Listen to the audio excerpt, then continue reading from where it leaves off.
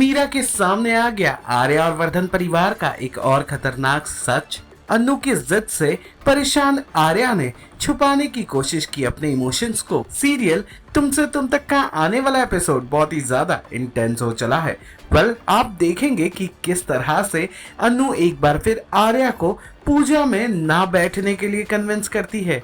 अन्नू अपने प्लान के अगले कदम पर आ गई है और वो धीरे धीरे वर्धन परिवार के असली बेटे का अधिकार उसे दिलाना चाहती हैं और आर्या को इन सब चीजों से दूर रखना चाहती है।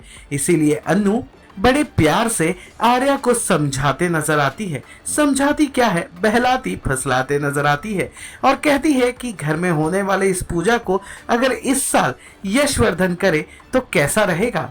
खुद गायत्री जी का अपना सगा बेटा अगर ये पूजा करेगा तो उनके दिल को एक सुकून पहुंचेगा।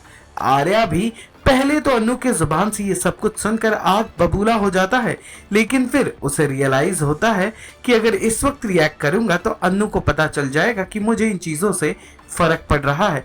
बस फिर क्या था, आर्या भी अन्नू के हाँ में हाँ मिलाता है। तभी रूम के बाहर से गुजर रही मीरा रूम के बाहर खड़े होकर उन दोनों की बातें सुनने की कोशिश करती है। इस बातचीत के दौरान आर्या अन्नू को ये कहता नजर आता है कि खूब सोचा अन्नू तुमने, अगर माँ के सगे बेटे ने ये पूजा की तो उनके दिल को बहुत ठंडक पहुंचेगी। हम तो वैसे भी बाहर वाले हैं। अन्नू तब बताते नजर आती है कि नहीं, मैं माँ को कह दूंगी कि अगले साल आप और मैं ये पूजा कर लेंगे, लेकिन इस साल क्योंकि यश भैया सालों के बाद घर लौटे हैं तो उनके हाथों से पूजा होना जरूरी है, क्योंकि आखिरकार इस परिवार के वंश को आगे बढ़ाने की जिम्मेदारी उन्हीं की है। वही इस परिवार के असली बेटे हैं।